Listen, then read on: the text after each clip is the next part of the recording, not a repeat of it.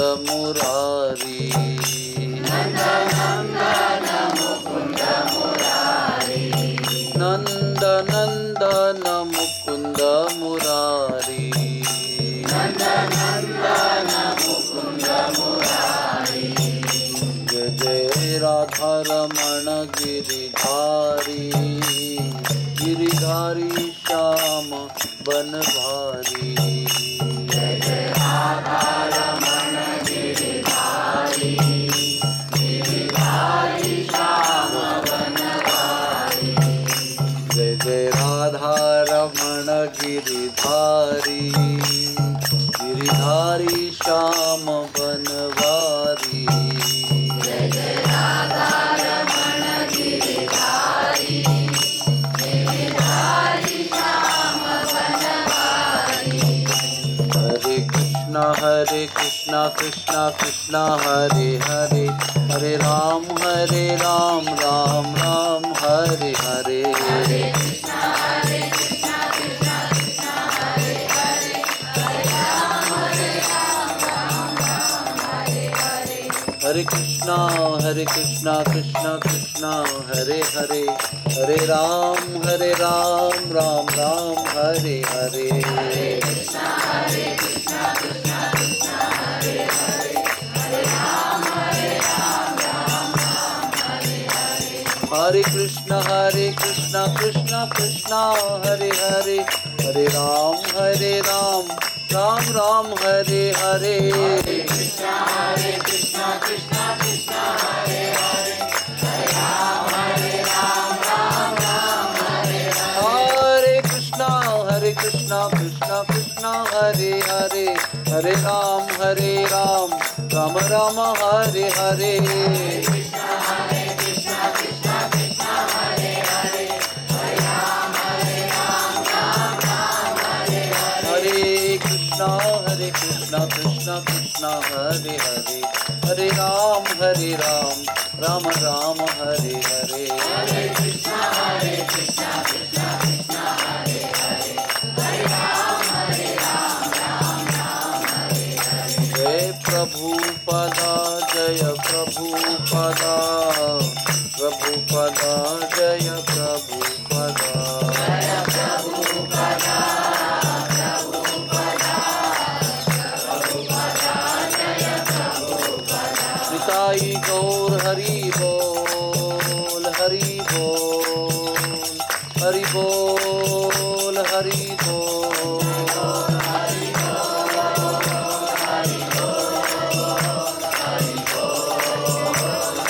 जय जय प्रभुपाद प्रभुपाद प्रभुपाद प्रभुपाद जय जय प्रभुपाद प्रभुपाद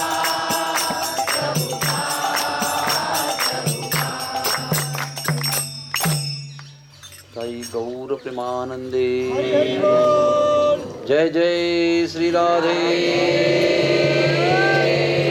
श्याम।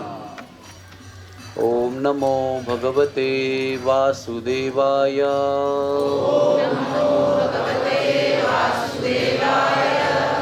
ओम नमो भगवते वासुदेवाय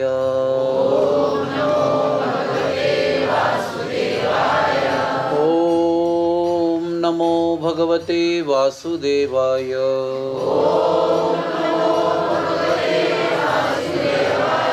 हरे कृष्ण कृष्ण कृष्ण हरे हरे हरे राम राम राम हरे हरे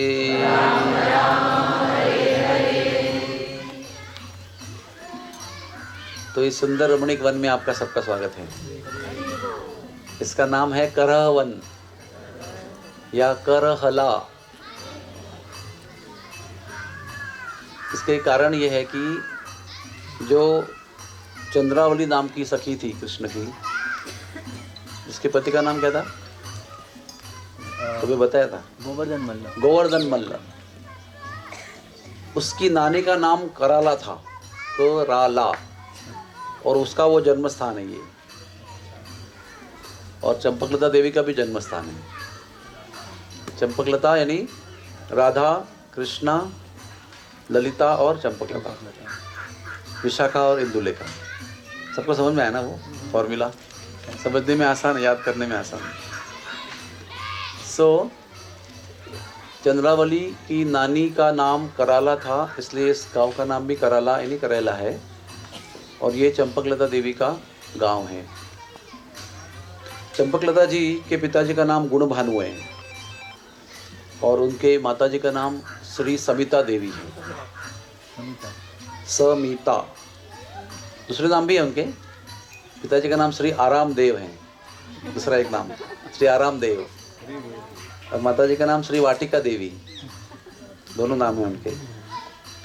विशेषता ये है कि राधा रानी का जन्मदिन जो है भाद्रपद शुक्ला अष्टमी, उसी दिन इनका भी जन्म हुआ है। और कौन सी देवी का जन्म हुआ है इस दिन?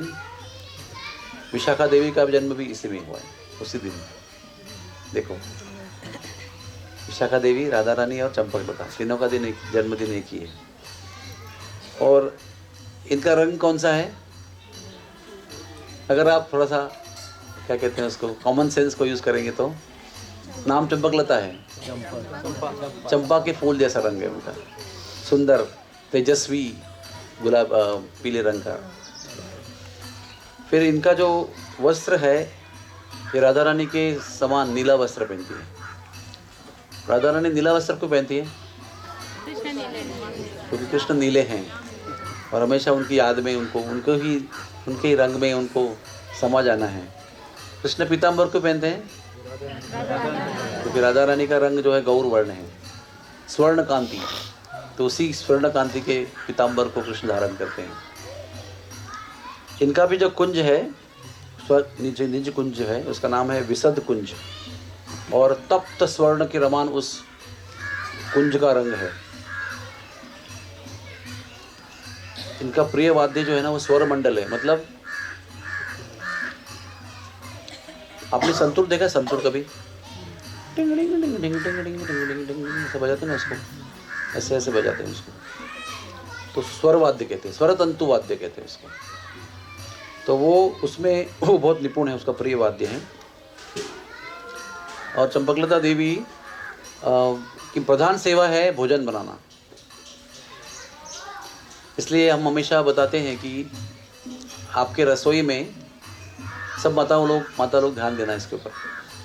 और जो प्रभु गणों को भी घर में खाना बनाना पड़ता है वो भी ध्यान देना।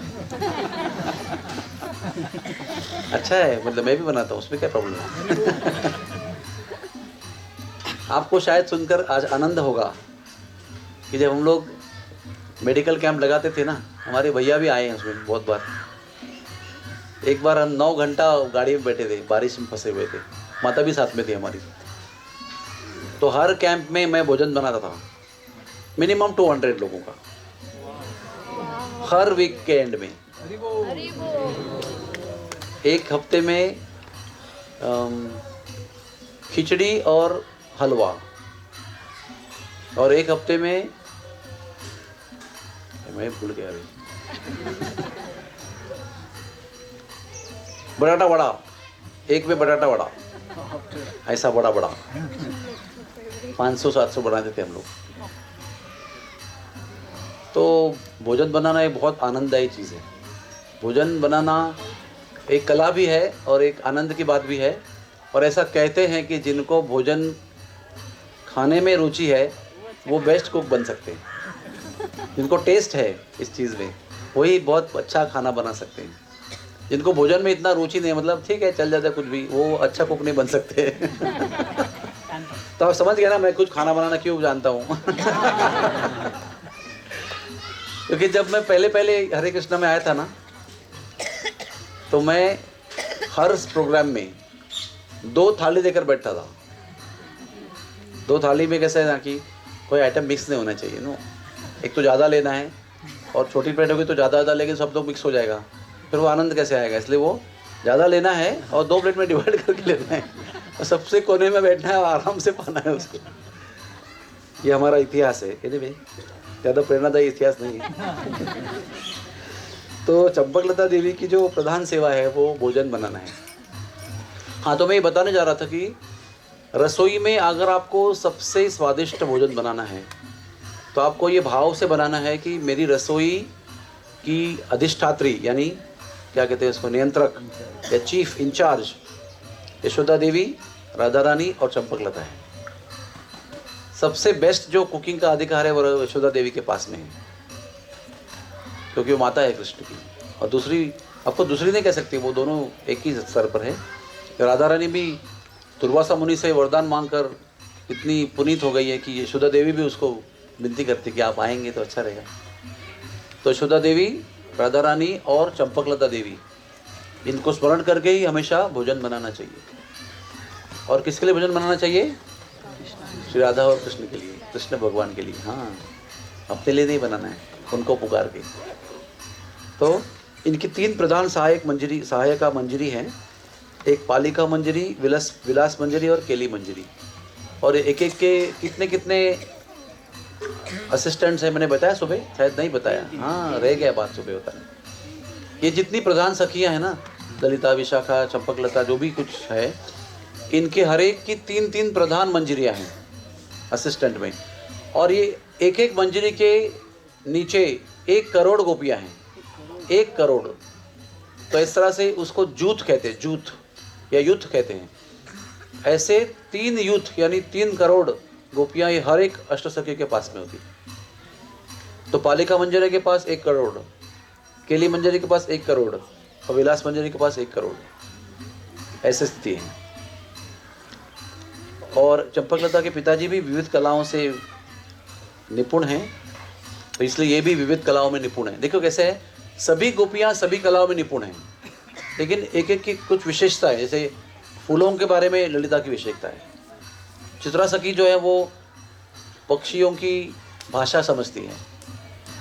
क्या बताएं आपको, राधा रानी और कृष्ण की लीला का जो आयोजन होता है ना, आयोजन, उसमें ललिता चित्रा सखी जो है ना वो पक्षियों को ट्रेन करती है उनकी भाषा में और उनको सेवा में इंक्लूड कर लेती है। ऐसा कोई कर सकता है?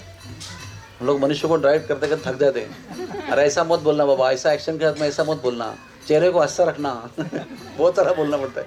ये पंछियों को उनकी भाषा में बातें करती है और उनको ट्रेनिंग देती है और कृष्ण लीला में सहभाग लेती है उनका। इसलिए स्पिरिचुअल वर्ल्ड में जाना चाहिए। ये भौतिक जग जो है ना वो एकदम सीमित है, एकदम everything is so limited here, उसके बियॉन्ड हम सोच सकते नहीं है यहाँ पर। लेकिन स्पिरिचुअल वर्ल्ड में गायें भी बोलती है, पक्षी भी बोलते हैं, अपनी भाषा में बोलते हैं, मनुष्य भाषा में बोलते हैं। नहीं तो गायों ने कैसे बताया होता गोपालों को कि हमें कृष्ण के साथ जाना है? कुछ कम्युनिकेशन का लैंग्वेज होगा कि नहीं? वो सब था उस समय, और अभी भी हो सकता है। अगर हम पूरी तरह से स्पिरिचुअल बन जाए ना 100%, तो हम भी उस दिव्य भाषा को समझ सकते, क्योंकि दिव्य भाषा कैसी होती है? वो हृदय से होती है ना। इसका उदाहरण हमने देखा है हमारे आँखों से। हमारे गुरुदेव जब 1971 में वृंदावन में आए थे ना, तभी वो 2 ही जन, 3 जन थे शायद, 3 ही जन पूरे वृंदावन में विदेशी थे।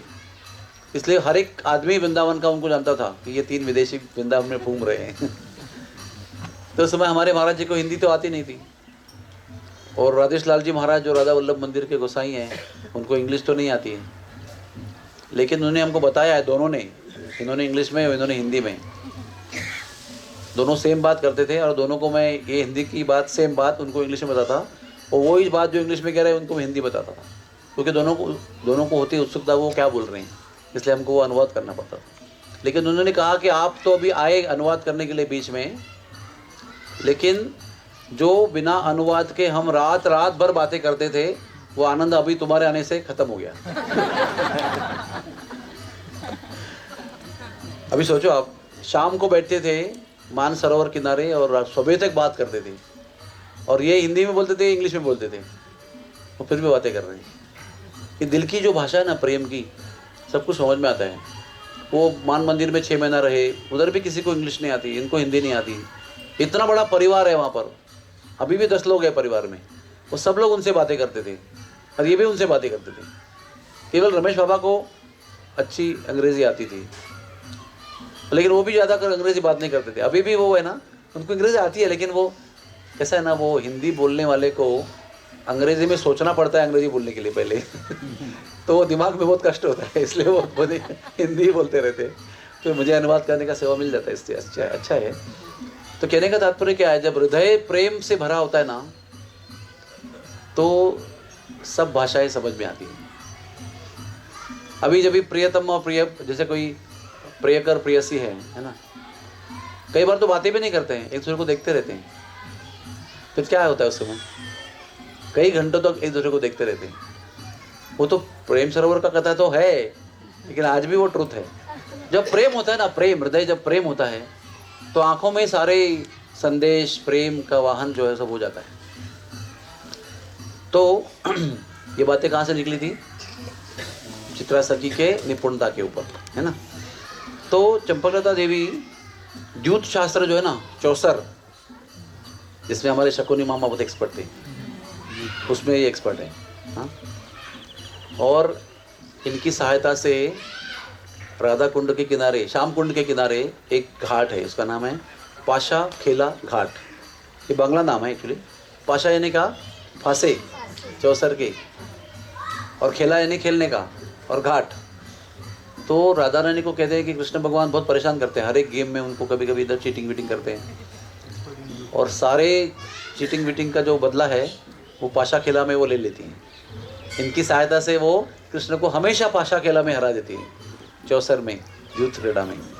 और एक द्यूत क्रीड़ा का और एक वही द्यूत मतलब वही चौसर, चेस, द्यूत, द्यूत DYUT। और ये इतनी तेज है कि किसी भी पक्ष के इनके सामने कुछ चलती नहीं है। गान विद्या में भी ये सबसे सुंदर और सबसे निपुण कलावती हैं। एक और उनकी कला है उनके पास, वो ना मिट्टी के बर्तन ना बनाने में बहुत निपुण है। हम लोग ने मिट्टी के बर्तन क्या देखा है बताओ आप, गोल मटोल और क्या है उसके अंदर, लेकिन गांव-गांव में आप देखेंगे कितना डिज़ाइन बनाते हैं उसके अंदर, कितने ऐसे ऊपर नीचे, और हम लोग तो हाथ से डिज़ाइन निकालते, लेकिन मिट्टी के बर्तन में बहुत ही अति सुंदर शेप के, आकार के, प्रकार के मिट्टी के बर्तन बनाए जाते हैं। तो ये मिट्टी के बर्तन जो पुराने ज़माने में यूज़ एंड थ्रो ऐसा था, आज हम लोग मिट्टी के बर्तन घर में यूज़ करते हैं, लेकिन उसी को बार बार यूज़ करते हैं, वो टूटने तक, वो अपना छेद हो गया तब तक हम करते हैं। लेकिन पुराने गांव में ये रिवाज था, महाभारत में ये रिवाज था, क्या बताएं आपको, अभी सब कल्पना ही रह गई है। महाभारत के समय पर सोने की थाली भी डिस्पोजेबल थी, खाना खाने का और डिस्पोज, इमेजिन, और कितनी पंगत लगी तो भी सब डिस्पोज। इतना वैभव था, इतना वैभव था। अभी मुझे एक छोटी कहानी याद आ रही है, मैं बोलते जाता हूँ क्योंकि अच्छा मौसम में बैठे सब लोग आराम से सुनते रहो। जब भी रावण को सब समझा रहे थे कि राम की पत्नी को लौटा देना, मत छेड़ना, वो तुम्हारे विध्वंस का कारण है, लेकिन वो जिसके दिमाग में काम वासना इतनी बसी है उसको कुछ भी पल्ले नहीं पड़ रहा था, कुछ भी। पत्नी ने भी समझाया, मंदोदरी ने, छोड़ो उसको, आप मुझ में कमी हो तो माफ़ी चाहती हूँ, लेकिन उसके चक्कर में मत पड़ना। महाराज ने भी कहा था, अरे महाराज तात वो आग का गोला है, आग का गोला, उसके चक्कर में मत पड़ना, अपने अंतःपुर में ही समाधान लेना आप, मतलब अपने अदर जो पत्नियां हैं आपकी, हजारों पत्नियां, बी हैप्पी विद देम। फिर एक व्यक्ति ना उनको एक सोने का पहाड़ दिखाने को लेके गया रावण को। तो सोने का पहाड़ देख रावण बहुत खुश हो गया। उसने कहा, महाराज ये सोने का पहाड़ नहीं है, ये हिरण्यकशिपु का एक कुंडल है, हिरण्यकशिपु ने पहना हुआ एक कुंडल है, और उस कुंडल, इतना महान कुंडल पहनने वाले हिरण्यकशिपु को इन्होंने ही मारा था पिछले जन्म में। अभी भी समझ लो आप, आया समझ में आपको? मतलब ये इस तरह से उस तरह से ये न प्रकार न कुछ समझाने का प्रयास कर रहे हैं कि भाई मत पड़ो इस चक्र में आप। फिर भी काम वासना जो होता है ना, वो आदमी को पूरा ना बुद्धि से खोखला बना देता है। तो ये बर्तन पर बात निकली थी, है ना। तो बर्तन मिट्टी के पुष्प भी बनाती है, और मिट्टी के पत्र यानी लीव्स, ऐसे प्रकार की कला में बहुत निपुण है ये चंपकलता देवी, क्योंकि भोजन से संबंधित है ना, भोजन के साथ बर्तन भी, प्लेट भी खाने की संबंधित है। फिर वो ये सब भजन बनाने के बाद में बनाती भी है, और प्रिया प्रीतम को प्रेम से उसको हम लोग कहते हैं खिलाना, लेकिन संस्कृत अच्छी भाषा में कहते हैं आरोगाना। तो आरोगने में बहुत कुशल है ये, बहुत ही कुशल, यानी इसकी स्पेशलिटी है। जब बनाती है और खिलाने में जो उनका जो कला है, उसमें हर एक व्यक्ति भोजन करके खिलाता है, लेकिन उसमें भी एक कला होती है, प्रेम से, ढंग से, अच्छी तरह से। और उसके बाद में चवर ढुलाना होता ना, चामर कहते हैं उसको, उसका नाम एक्चुअली चवर है, चवर। वो चवर ढुलाने की सेवा में भी बहुत कुशल है। उसके बाद में मिष्टान्न जो होता है ना, मिठाई, उसमें वो अपने भोजन बनाने में एक्सपर्ट है, लेकिन मिष्टान्न में बहुत ज़्यादा एक्सपर्ट है। जैसे ब्रिजवासी है ना, देखो हम लोग अभी रोज़ आप लोग मिठाई खा रहे हैं ना, मैं तो नहीं खा रहा हूँ, मैं तो देखता हूँ दूर से, खाली क्या पूछता हूँ क्या बनाया है, इतना ही। लेकिन आपने देखा ना, पहले दिन गुलाब जामुन, दूसरे दिन क्या था, मोहनथाल, तीसरे दिन क्या था, रसगुल्ला। उधर उधर भोजन थाली में क्या खाया था, रसगुल्ला। आज क्या था, खीर। ब्रजवासियों के हाथ का मिठाई खाना ये परम भाग्य की बात है, वो स्वाद ना किधर भी नहीं आएगा आप लोग। तो ये मिष्ठान बनाने में बहुत कुशल है। और चंपकलता जी श्री प्रिया जी यानी राधा रानी के सखियों में एक विशेष प्रिय स्थान रखती है। बोलो चंपकलता देवी की जय। जिनको जिनको सुंदर स्वादिष्ट प्रसाद बनाने की इच्छा है, चंपकलता देवी को प्रणाम करो और वंदन करो और प्रार्थना करो कि आपकी कृपा से हम स्वादिष्ट भोजन बना सकें।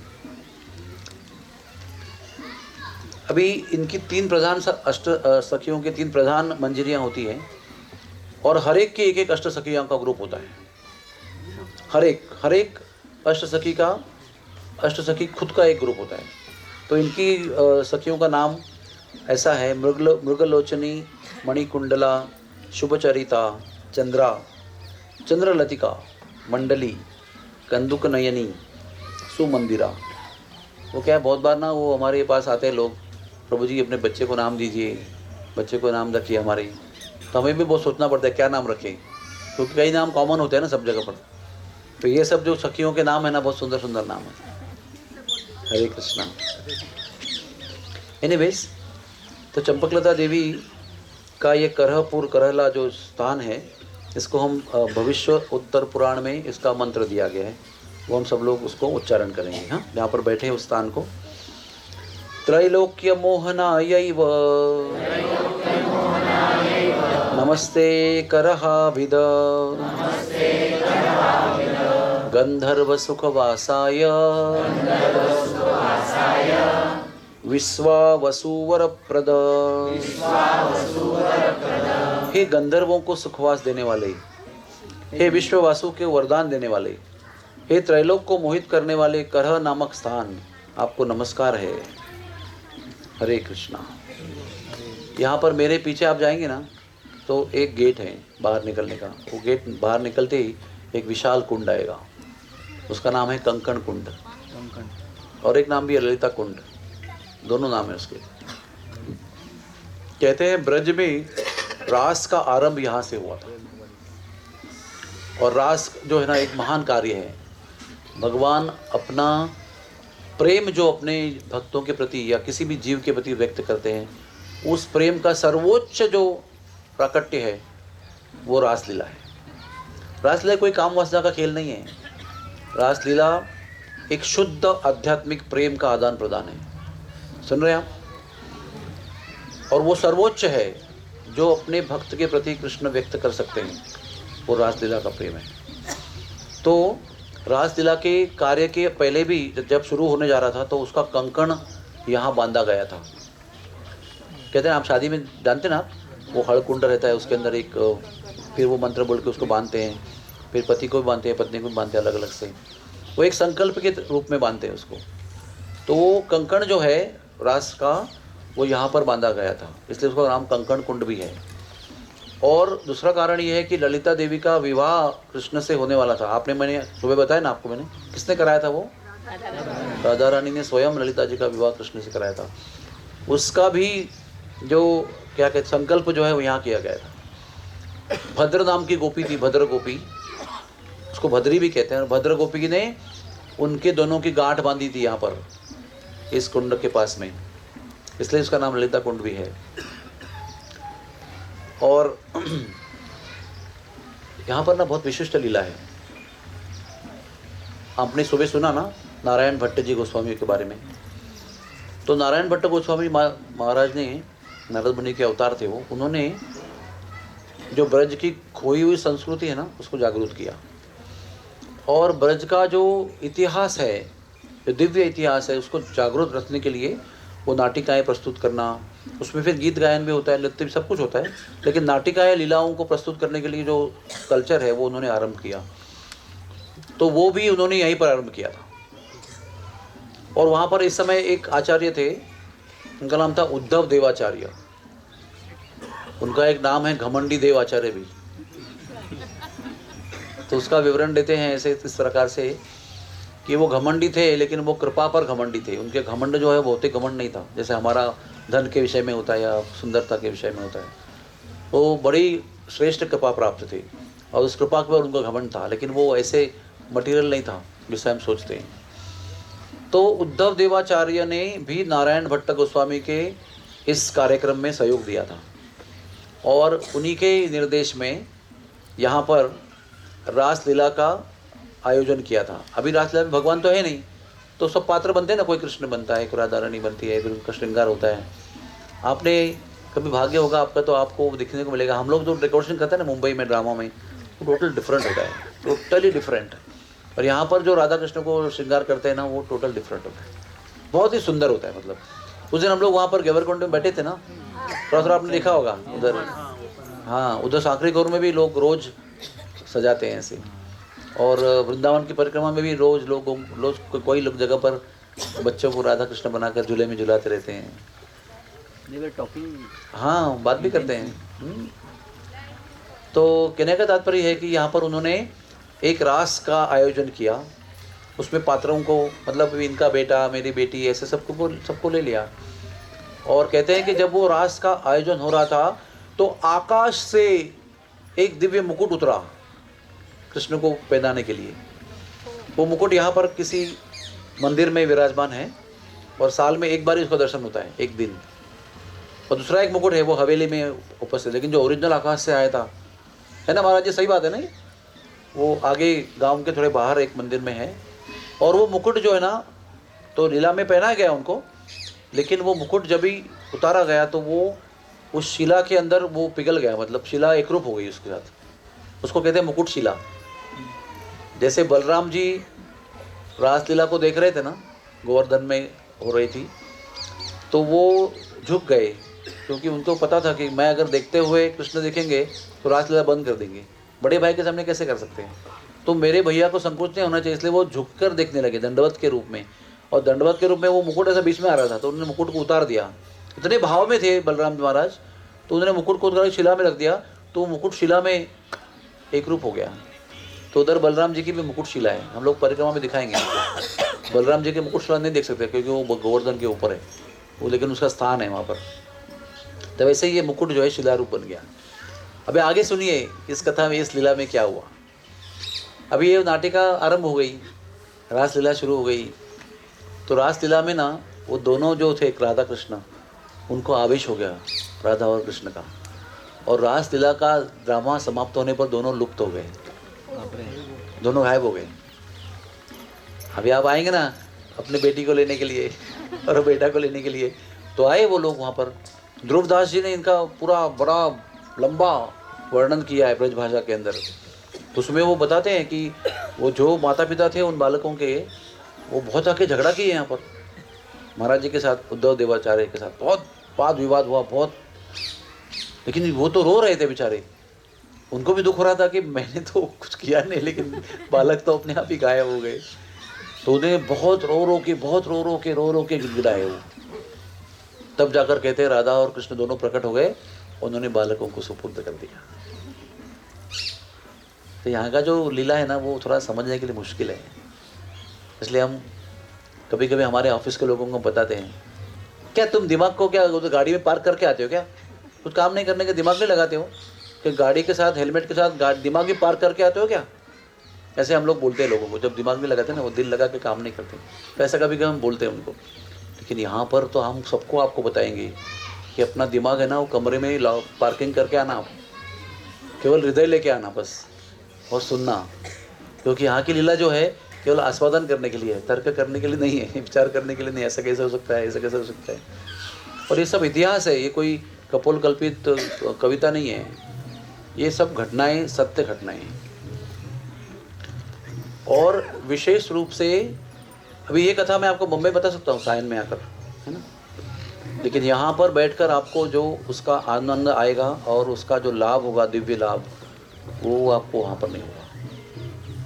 यहाँ पर की जो भूमि है, ये जो रज है, ये जो स्थान है जहाँ पर ये लीला हुई थी, ठाकुर भक्ति विनोद कहते हैं ये सब स्थाने हेरिबो आमी प्रणयी भक्ति संगी।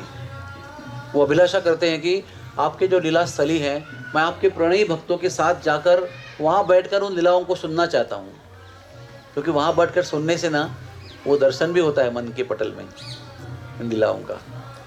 और वो ये स्थान है यहाँ पर घमंड देवाचार्य का, जो उद्धव देव आचार्य है। और एक यहाँ पर बहुत सुंदर लीला है कि वज्रनाभ जो भगवान के प्रपौत्र थे, प्रद्युम्न के पुत्र अनिरुद्ध, अनिरुद्ध के पुत्र वज्रनाभ, तो उन्होंने ब्रज को संवारा था भगवान के अंतर्धान होने के बाद। कितना सुंदर कार्य किया उन्होंने। ब्रज को, ब्रज भूमि को संवारना ये सबसे महान कार्य है, क्योंकि धाम बहुत दयालु होता है। धाम को संवारना यानी बड़ी कृपा प्राप्त होती है। अभी मैं कई लोगों को जानता हूँ जिन्होंने बहुत मेहनत करके जीर्ण धाम को उद्धार किया है। उसमें से प्रधान रमेश बाबा जी महाराज है, उन्होंने कई स्थानों को परमानेंट कर दिया एक प्रकार। अब कुछ काल का प्रभाव तो होगा उसके ऊपर, लेकिन फिर भी कम से कम हजारों साल तक लोग उसको देखते रहेंगे। मुझे ना हमेशा दुख होता है, क्योंकि 86 साल में जो मैंने देखा था ना, उसमें से भी कई स्थान अभी लुप्त हो चुके हैं। जैसे मदन मोहन जी के नीचे एक प्रस्कंदन सरोवर था।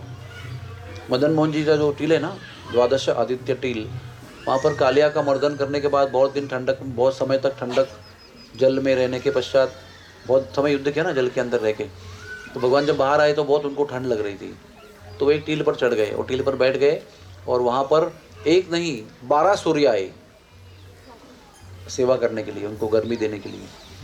तो वो फिर उष्ण हो गए, फिर और भी उष्णता दी गई, तो पसीना आया भगवान को, स्वेद बिंदु, दिव्य स्वेद निर्माण हुआ, और वो सब ऐसे शरीर से बहा, और वो टील से उतरकर इसका एक सरोवर तैयार हो गया, प्रस्कंदन सरोवर। जब मैं 86 में आया था तो वो सरोवर मैंने देखा है उस टील के नीचे, आज भी नहीं है वहाँ पर, आज समाप्त है वो। तो ऐसे मुझे हमेशा दुख होता है कि आज मैं आपको बता रहा हूँ कि ये सब स्थान दिख रहे हैं आपको, जो भी है रास मंडल यहाँ पर है, ये झूला यहाँ पर लगा हुआ है, झूला का स्थली है ये, यहाँ झूला लगाया जाता है। कभी ऐसा मौका ना आ जाए कि अरे यहाँ पर वो हुआ करता था, यहाँ पर ये था जो हमने देखा था अभी नहीं है, यहाँ पर ये सब कुछ हुआ था लेकिन कुछ नजर नहीं आ रहा है। तो उसके लिए वज्रनाभ ने बहुत महत्वपूर्ण सेवा की है। मैंने आपको कई बार बताया कि धाम का उद्धार 3 तरह से होता है, बताइए। हाँ, सर यानी जलाशय, सर, कुंड, सरोवर, कुछ भी कह सकते, और वन और विग्रह। वो तो आप सब लोग पंडित बनने जा रहे हैं धीरे धीरे अभी, तो ये किसी को पता नहीं, बम्बई में आपको ही पता है, ध्यान रखना। तो ये तीनों स्तर पर उन्होंने धाम का उद्धार किया है। विग्रहों को स्थापन किया है और सरों को स्थापन किया है। जैसे कि वो विमल कुंड तो बना था, लेकिन वज्रनाभ ने उसका फर्स्ट क्लास बॉर्डर बना के उद्धार किया हुआ है। और वनों का भी उसावारा है। अभी आजकल लोग वनों को कम संवारते हैं, कुंडों को संवारते हैं, और विग्रह हैं उनको अच्छी तरह रखते हैं, लेकिन वनों को संवारना आसान काम नहीं है। ये सब काम वज्रनाभ ने किया था। और वज्रनाभ ने फिर पूरा जीवन भर, वो कैसा था ना कि भगवान जब जाने का समय हुआ तो उन्होंने ऐसा प्लानिंग किया था कि चक्रवर्ती सम्राट तो परीक्षित बनेंगे उस समय तक। राजा परीक्षित को तो बचपन में ही बिठाया था ना, ब्राह्मण ने राज्य चलाया, लेकिन गद्दी पर तो परीक्षित महाराज थे। फिर जब बड़े हो गए तो राजा बने। सारे 5 पांडवों के सारे गुण उनके अंदर थे, ऐसे भागवत में वर्णन दिया है। तो उन्होंने बताया था कि जो मेरा ब्रजमंडल है जहाँ पर मैंने लीला किया था, उसका राजा जो है ना, आप वज्रनाभ को बनाओ। और वज्रनाभ को पर्सनली भी इंस्ट्रक्शन दिया था। तो वज्रनाभ ने, जैसे अभी मथुरा मंडल के एक होता सांसद होता ना, MP, वैसे मथुरा मंडल के वो वज्रनाभ अधिकारी थे। और पूरा ब्रज को उन्होंने संवारा था उस समय, तुरंत भगवान जाने के पश्चात। और ये दिव्य कार्य पूरा, बहुत सारे विग्रह बनाए, बलदाऊ जी का जो दाऊ जी में है, लाडली लाल जी का विग्रह है, बलराम जी और रेवती का विग्रह जो ललिता गांव में है, और सब जितने भी बड़े बड़े प्राचीन विग्रह हैं सब उन्होंने बनाए थे। राधा गोविंद, राधा मदन मोहन, राधा गोपीनाथ जी, जगह जगह पे कथा करता तो याद आती मुझे, लेकिन बहुत सारे विग्रह बनाए उन्होंने और उन स्थानों को परमानेंट कर दिया। फिर उनका जीवन जब समाप्त हुआ, जब वो अपने धाम में चले गए, तो इस गांव में उनकी समाधि है बज्रनाथ की, ऐसा है। तो सब लोग बज्रनाथ जी को प्रणाम कीजिए। अभिराम प्रभु कहाँ है? समाधि यहाँ से पास में बज्रनाथ जी की समाधि, चलने के अंदर पे बहुत पास में ही है, जाके दर्शन करेंगे इसके बाद में। और तो बज्रनाथ की प्रार्थना करना जरूरी है। और ललिता का जो कुंड है उसका भी मंत्र हम उच्चारण करेंगे। ललिता स्तपनो स्नपनो अद्भुत तीर्थराज नमोस्तुते, ललिता सरसे तुभ्यं सौभाग्यवरदायिने। हे ललिता जी के दर्शन से उत्पन्न तीर्थराज, हे सौभाग्य वरदाता ललिता सरोवर, आपको नमस्कार। फिर रास मंडल पे जो हम बैठे हैं उसका भी प्रणाम मंत्र है। ललिताम ललिता महदुत्साह गोपिका नृत्य रूपिणी कृष्ण क्रीडाभिरम्याय मंडलाय नमोस्तुते। हे ललिता जी के महान उत्सव स्वरूप, हे गोपिकाओं के नृत्य स्वरूप स्थान श्री कृष्ण की क्रीड़ा के रम्य मंडल को हम नमस्कार करते हैं। हरे कृष्णा। ये जो झूला है ना, इसका भी मंत्र है। हमारा शास्त्र इतना श्रेष्ठ है ना। झूला का मंडल ऐसा है, श्री राधा कृष्ण महोत्साह ललितोत्सव हेतवे ब्रह्मणा निर्मितायैव हिंडोलाय नमोस्तुते। हे राधा कृष्ण के महान सुखरूप हिंडोला, हे श्री ललिता जी के उत्सव के लिए ब्रह्मा के द्वारा निर्मित हिंडोला स्थान। ये हिंडोला स्थान जो है, हिंडोला, वो ब्रह्मा जी ने स्वयं अपने हाथ से बनाए हैं। आपको नमस्कार है। हरे कृष्णा कृष्णा कृष्णा हरे हरे, हरे राम राम राम हरे हरे। तो यहाँ पर इस स्थान की कथा समाप्त होती है। अभी हम अगले स्थान की कथा बताएंगे। अगले स्थान कहाँ जा रहे हैं हम लोग? अगले स्थान कहाँ जा रहे हैं? कितने लोग व्हाट्सएप का मैसेज पढ़ रहे हैं? अगला स्थान ब्रजेश्वर महादेव है। ब्रजेश्वर महादेव, ये जो ब्रजेश्वर महादेव का लिंग है, ये स्वयं वृषभानु महाराज ने स्थापन किया था। स्वयं वृषभानु द्वारा स्थापित ये शिवलिंग है और ये पाडर वन में स्थित है। पाडर वन जो जाएंगे हम वहाँ पर। और यहाँ पर वृषभानु महाराज ने स्वयं शिव जी के सामने बैठकर तपस्या की थी। तो ये वृषभानु तपस्थली है, बीच जंगल में है। और कुछ लोग कहते हैं कि वृषभानु महाराज ने कामेश्वर महादेव काम्य वन में जाकर तपस्या की थी राधा रानी की प्राप्ति के लिए। कुछ लोग कहते हैं ब्रजेश्वर महादेव में की थी। लेकिन सत्य है कि दोनों जगह की थी, क्योंकि वृषभानु महाराज, नंद महाराज, ये बहुत शिव जी के पास जाकर आराधना प्रार्थना करते थे। उनका भाव ये नहीं कि हमको ये मिलना चाहिए, अच्छी पत्नी मिलनी चाहिए। जो शिव जी का वरदान देने का सामर्थ्य है ना, वो कला में वरदान देते हैं, अच्छी पत्नी के लिए वरदान देते हैं, पति के लिए वरदान देते हैं। ये सब मांगने के लिए ब्रजवासी जाते नहीं वहाँ पर। वो शिव जी को तो परम वैष्णव के रूप में भजते हैं, भोलेनाथ। तो अभी कुछ 50 साल पहले की बात है ये। आज भी वो जो ब्रजेश्वर महादेव है ना, वो एक खेत में है, तभी भी खेत में था। तो वो किसान जो था ना, वो ऐसा हल चला रहा था। अभी भी चलाने का समय चल रहा है, ब्रज में सब जगह पर हल चलाया जा रहा है। तो उसका हल है ना, एक जगह पे आकर हमेशा अटकता था। पूरा घूम के आने के बाद वापस वही अटकता था। तो फिर उसने सब रोक दिया अपना काम और वो देखने लगे उसको। तो उन्हें शिवलिंग मिला वहाँ पर। तो उसको लगा, अरे शिवलिंग वही खेत में क्या कर रहा है, उसको तो कहीं मंदिर में रखना चाहिए। तो चलो उसको खुदवा देते हैं और फिर उसको खुदवा कर हम मंदिर में रखते हैं।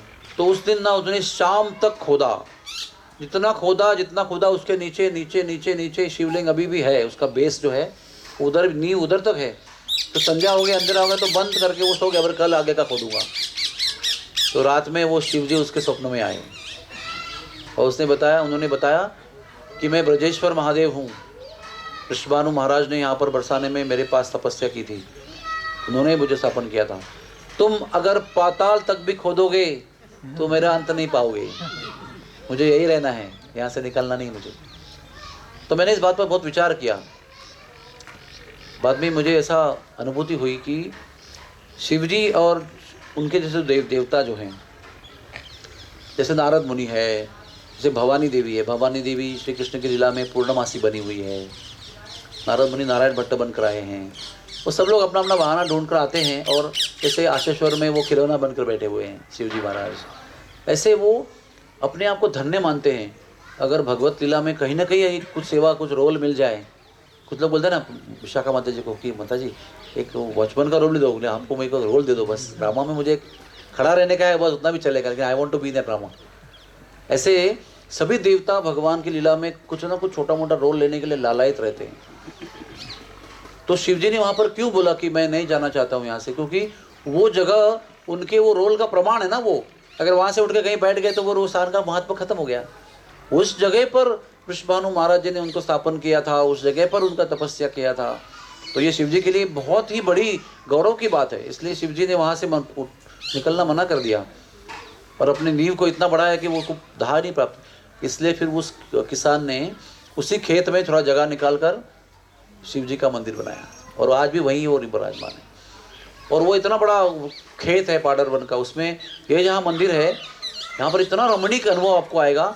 जितने जितने पवित्र पेड़ वृक्ष के रूप में हम जानते हैं वो सारे उसी घेरे में हैं, छोटे से घेरे में, छोटी सी जगह है तो छोटा सा घेरे में वो इतना पवित्र अनुभव आता है। तो ये है ब्रजेश्वर महादेव। कई साल तक मैं इनको देखने के लिए तड़प रहा था, लेकिन मौका ही नहीं मिल रहा था। तो एक दिन मैंने आई कैंप में टाइम निकाल कर, चलो गाड़ी निकाल के गया मैं, तो मुझे लगा कि वो भानोखर के पास में वो होगा। तो मैं वहाँ गया तो पूछा कि ये ब्रजेश्वर महादेव है? नहीं, ये तो दूसरे महादेव हैं। उतने में हमारी गोसाई माता जी हमको मिली और वो भी वो शिव जी को जल रही थी। बोले मैया चलो ना, मुझे दिखाओ ब्रजेश्वर महादेव। हाँ चलो, जो गाड़ी है तो चलो। तो वो बैठ गई और फिर वो मुझे ब्रजेश्वर महादेव ले गई। मुझे ऐसा उस दिन इतना दिव्य अनुभव हुआ उस दिन कि ब्रज के एक स्थान जो है ना, वो दर्शन जब नया होता है, कृपा ऐसी है भगवान की कि हर समय जब ब्रज में आता हूँ 30 साल से, हर समय एक नए स्थान का दर्शन होता है जो अभी तक देखा नहीं है। और ये भी बताता हूँ मैं आपको कि ब्रज में ऐसे अनंत स्थान हैं जो उसके 5% भी हमने देखे नहीं अब तक। इतने अनंत स्थान हैं।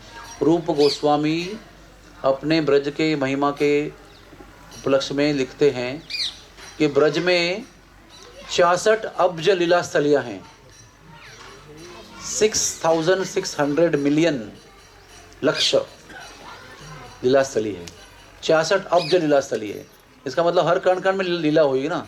अभी कितने कणों में बिल्डिंग खड़ी है, कितने कणों में आश्रम खड़े हैं, कितनी लीला स्थलियाँ लुप्त हो चुकी हैं, लीलाएँ भी लुप्त हो चुकी है, लीला स्थली भी लुप्त हो चुकी है। हमारा भाग्य है कुछ कुछ हमारे आंखों में देखने के लिए अभी तक उपलब्ध है। हाँ, हो सकता है हम जब दादा नाना बनेंगे और हमारे पोतों को लेकर आएंगे तो बताएंगे कि यहाँ पर ना ऐसे हुआ करता था, हमने दर्शन किया है। इसलिए आज हम हमेशा कहते हैं, जब भी आप ब्रज की यात्रा में आते हो ना, ये समझ के आना कि लास्ट यात्रा है और दिल में सब भर लो आप, जो आपको दर्शन मिल रहा है।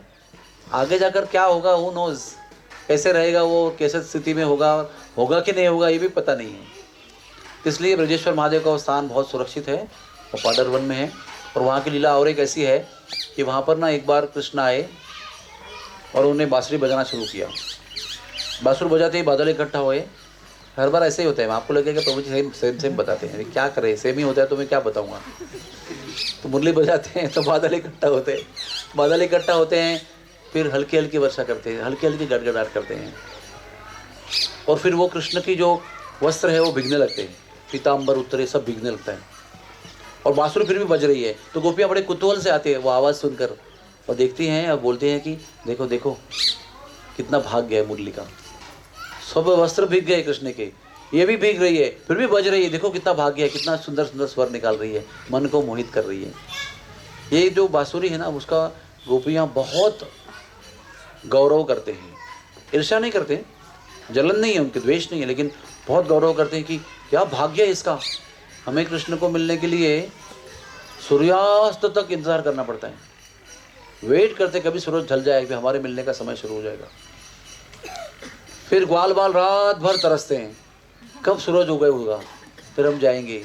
तो श्रीदामा जो है ना, श्रीदामा वो तो इतना तड़पते हैं रात भर। चलो ये पूरा गोपी का, ये मुरली का पहले बताता हूँ, बाद में उसकी कथा बताता हूँ। तो गौरव करते हैं कि क्या भाग्य है इसका, इसकी माँ तो बांस है ना जो जमुना किनारे उगती है, उस बांस में क्या होता है, लेकिन जब बांस की मुरली बनती है तो उससे क्या स्वर निकलते हैं, पूरा जग मोहित हो जाता है। यहाँ तक कि महाविष्णु जो योग निद्रा में सोते हैं और सो के ही पूरा निर्माण करते हैं, जगने की भी जरूरत नहीं उनको, निद्रा में रहते हैं, खाली सांस लेते रहते हैं, बस सांस लेने में पूरा काम हो जाता है उनका, वो भी जग जाते हैं। जब ये ध्वनि जो है सारे आवरणों को काटते हुए जब महाविष्णु को पहुँचते, महाविष्णु योग निद्रा से जग जाते हैं, उसे झूलते हैं। फिर वो विरजा को काट कर वैकुंठ में जाते हैं, जितने भी विष्णु वहाँ पर है वो सब झूलते हैं।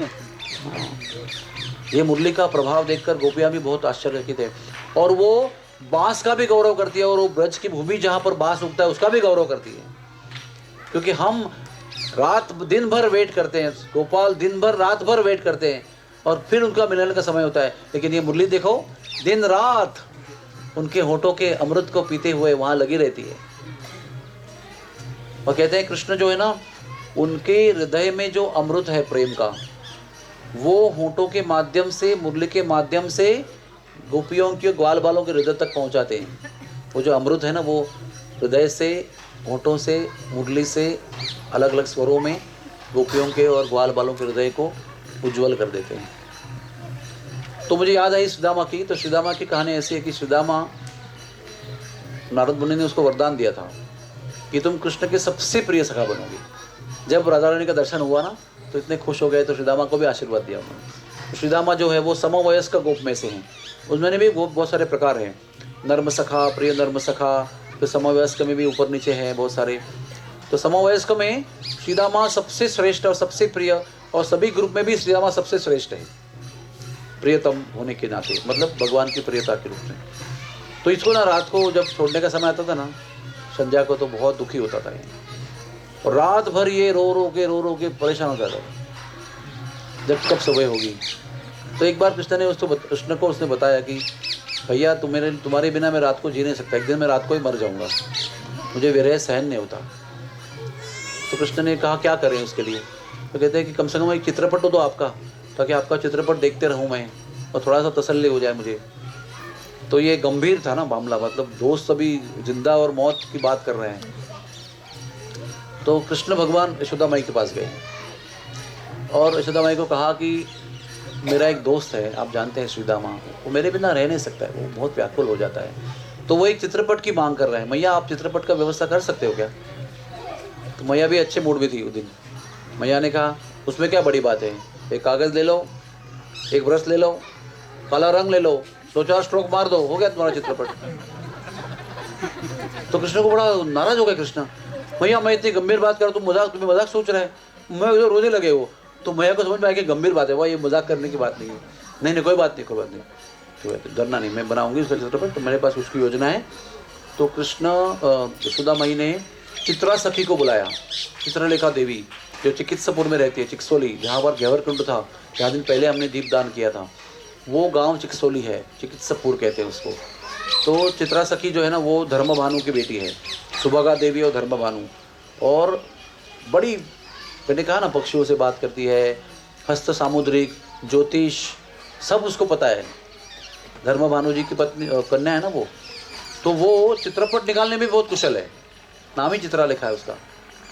तो उसको बुलाया, तो वो बड़े भाग्य अपना समझकर भाग कर नंद भवन गई, यशोदा माई बुला रही है मुझे, तो क्या सेवा है। तो उन्होंने कहा कि कन्हैया का चित्रपट चाहिए। तो हाँ बन जाएगा, तुरंत भाग के चिकित्सापुर आई और बैठ गई बनाने के लिए। अभी देखो, जब चित्रपट बनाने का समय होता है ना, समझो अभी आपका मुझे चित्र निकालना है, तो मैं क्या कहूँगा, अरे जी ऐसे ही बैठना, हिलना नहीं। फिर मैं यहाँ जाऊँगा और देख के उनका, अब वो यहाँ वहाँ देखेंगे, ऐसे ऐसे करेंगे, तो मैं कैसे निकालूंगा। मुझे चित्रपट निकालने के लिए एक ही छवि चाहिए, एक ही अदा चाहिए, एक ही पोज चाहिए, है ना, तब मैं आपका चित्रपट निकाल सकता हूँ। लेकिन हुआ ये कि जब वो हृदय में उसने कृष्ण की छवि का ध्यान करना आरंभ किया कि उसको एक छवि पकड़नी है, उसका चित्रपट निकालना है, उसके मन में एक ही साथ में हजारों लाखों छवियां आई कृष्ण की, ऐसे करते हुए, ऐसे करते हुए, ऐसे करते हुए, तो परेशान हो गई वो। उसका मन किसी भी एक छवि पर एकाग्र नहीं हो सका और बहुत देर तक प्रयास किया उसने। इतनी बड़ी सेवा मिली है मुझे और भाई मेरे मन में कुछ वो छवि फिक्स नहीं हो रही है। तो फिर उसने विचार किया कैसा क्यों हो रहा है। तो फिर सखियां आई उनकी, उनको भी बताया कैसे ऐसे हो रहा है, उनकी चर्चा हुई। सुनो अभी चर्चा का नतीजा क्या हुआ, बहुत इंपॉर्टेंट है। चर्चा का नतीजा ये निकला कि तुमने राधा रानी से परमिशन तो ली नहीं, उनका आशीर्वाद तो लिया नहीं, कृष्ण की सेवा करने जा रहे हो, राधा रानी की कृपा लिए बिना तुम ये सेवा करने में सफल कैसे हो सकती हो। तो उसको भी ध्यान में आ रही, हाँ मैं तो उतनी एक्साइट हो गई थी कि मैं खुद ही बैठ गई।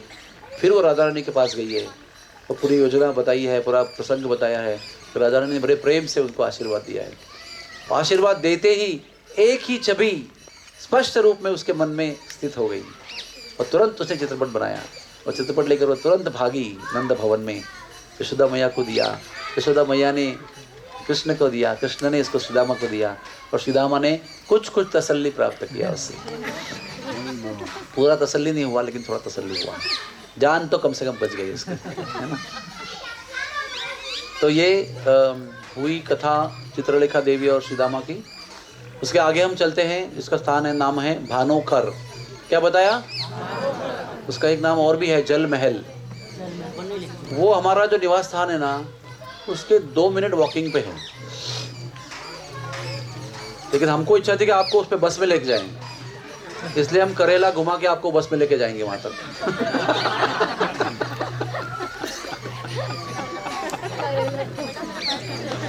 पहले हमारी प्रभु जी से बात हुई थी कि हम वहां तक चल के जाएंगे और वहां से बस में बैठकर आगे चले जाएंगे। फिर हमने कहा नहीं, हमको वहां पर भी बस में लेके जाना है, इसलिए हमने सोचा कि पहले करेला में आएंगे, यहाँ कथा करेंगे, फिर ब्रजेश्वर महादेव जाएंगे, फिर भानोखर में बस में जाएंगे और वहां से फिर चल के जाएंगे राधा माधव तक, है ना। तो भानोखर और ये जल महल जो है वो इतना सुंदर और इतना रमणीक स्थान है। लीला भी बहुत छोटी सी है लेकिन बहुत सुंदर लीला है। वो भानोखर यानी वृषभानु महाराज जो राजा थे, उनके खुद के निजी ऐसे बहुत कुंड थे, उसमें से एक है भानोखर, एक है प्रिया कुंड, ललिता जो पीली पोखर बना हुआ है, उसके आगे कीर्तिदा कुंड भी है, माता जी का भी एक और एक अलग कुंड है उधर। ऐसे कई कुंड है बरसाने में। तो ये कुंड जो है वो वृषभानु महाराज का प्रिय कुंड है। वहाँ पर अपने गिने चुने सखियों को लेकर राधा रानी भी स्नान करती थी। तो एक बार वो अपने गिने चुने सखियों के साथ में भानोखर में स्नान कर रही थी। हाँ, सोचना आरंभ कीजिए आप। वो आरंभ कर रही, स्नान कर रही थी, तो उतने में नंदगांव से कृष्ण आए। मैंने कहा बताया आपको, कृष्ण को अधिक देर नंदगांव में रहा जाता नहीं है, वो बीच बीच में वहाँ पर आते रहते हैं कुछ ना कुछ बहाना बनाकर। तो पता चला कि भाई वहाँ पर स्नान कर रही हैं, तो वो नंदगांव की ओर का जो किनारा है वहाँ आए और बीच में ये स्नान कर रही है। तो उसने, कृष्ण भगवान ने सखियों से पूछा कि ये जो लाली है स्वर्ण कांति वाली, वो कौन है। अभी एक सादा प्रश्न पूछा उन्होंने, वो सब जानते हैं लेकिन फिर भी वो लीला के लिए पूछते हैं। तो अभी उसका उत्तर देना चाहिए सिंपल कि नंद बाबा की पुत्र है, ये पुत्री है, मतलब सॉरी वृषभानु महाराज की पुत्री है। तो ललिता को पता नहीं क्या सटका दिमाग उसका। उसने कहा तुम्हें क्या करना है, तुम्हें क्या जरूरत है इनका पूछने के लिए, चले जाओ यहाँ से। कोई शिस्त नहीं, कुछ नहीं, कोई संस्कार नहीं, आ गए पूछने के लिए, क्या काम है तुम्हारे आने के लिए, चले जाओ यहाँ से। तो राधा रानी को बड़ा खराब लगा, अरे इतना सिंपल प्रश्न पूछा, कोई आतंक नहीं किया, कोई गाली दे दी, कोई ऐसा कुछ ताना नहीं मारा, तो इतना चिढ़ने की जरूरत क्या है। तो ललिता से कहा तुमने ऐसा क्यों उत्तर दिया उसको, मुझे नहीं अच्छा लगा, चलो मैं आपके हाथ नहीं नहाती। ऐसे करके वो अलग हो गई और अलग से एक जगह पर अपना अपना स्नान करने लगी। और सखिया भी एकदम अचानक रूठ गए। अचानक राधा रानी ने ऐसा रुख अपना लिया कि पता लगा था कि उनको अच्छा लगेगा, लेकिन अभी वो तो पूरा बाजी उलट गई।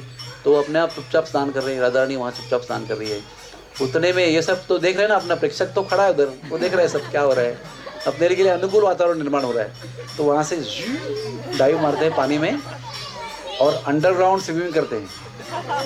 अंडरग्राउंड स्विमिंग करते करते खोजते खोजते राधा रानी के चरणों को पास आते हैं, उनके चरण पकड़ते हैं और जूम करके ऊपर आते हैं, उनके चेहरे के सामने आते हैं, तो वापस पानी में आकर भाग जाते हैं।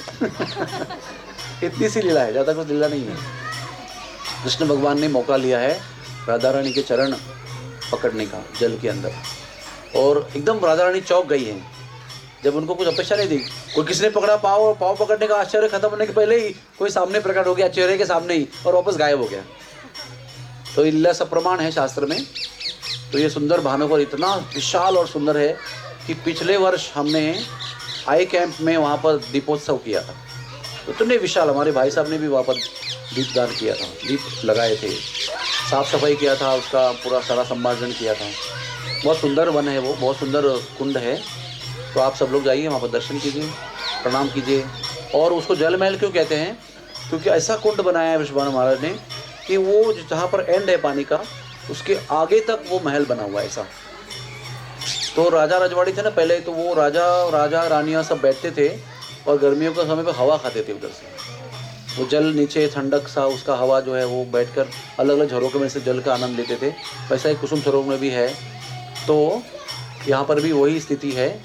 तो आप वो जल महल भी देखिए, बहुत सुंदर है। अभी तो बहुत कबूतर खाना बन गया है, लेकिन हम लोग कभी कभी साफ करते बीच में इसको।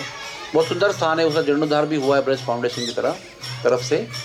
आप दर्शन कीजिए, प्रार्थना कीजिए, बहुत दिव्य लीला स्थली है वो।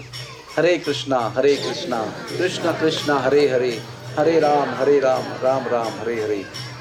ठीक 3:41 पे शुरू किया था, 4:41 में समाप्त हो गया।